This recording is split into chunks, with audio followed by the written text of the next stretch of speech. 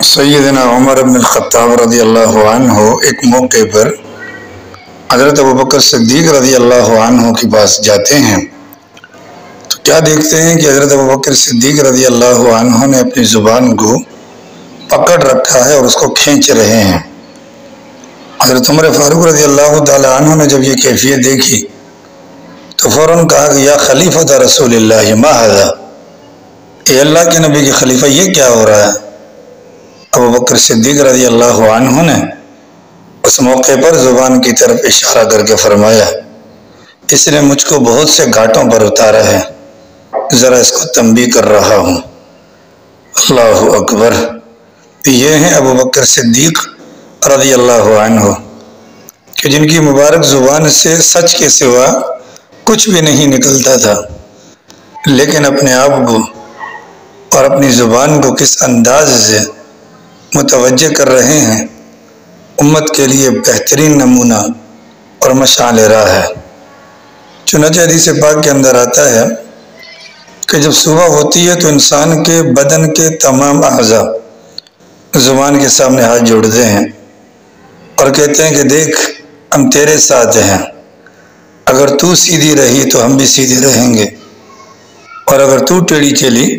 تو ہم بھی ٹیڑھے چلیں گے۔ گویا کہ زبان کو اللہ تعالیٰ نے انسانی جسم کے اندر وہ پوزیشن دی ہے کہ پورا کا پورا بدن یہ انسان کی زبان کا تابع ہے۔ چنانچہ یہ جو زبان ہے، زبان بظاہر اس میں ہڈی نہیں ہوتی، لیکن یہ کئی ہڈیاں توڑوا دیتی ہے۔ بڑی خطرناک چیز ہے اور بڑا خطرناک ہتھیار ہے کہ لوگوں کو بند بھی کروا سکتی ہے، لوگوں کو آزاد بھی کروا سکتی ہے۔ اللہ تعالیٰ نے اس زبان کو جو پیدا کیا ہے اس کو آزاد نہیں رہنے کا حکم دیا، بلکہ زبان کے الفاظ پر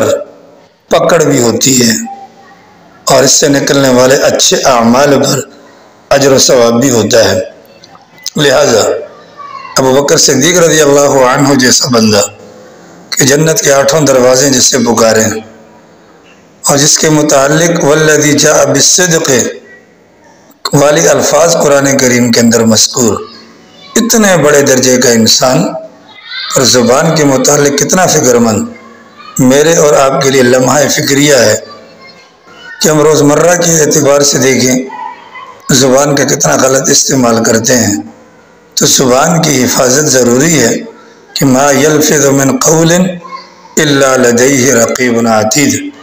کہ زبان سے نکلنے والے الفاظ پر انسان کو پکڑ دھکڑ کا سامنا بھی کرنا پڑ سکتا ہے۔ زبان سے جو بھی نکلتا ہے مذاق میں ہو یا سنجیدگی میں ہو، ان دونوں کا اعتبار ہوتا ہے۔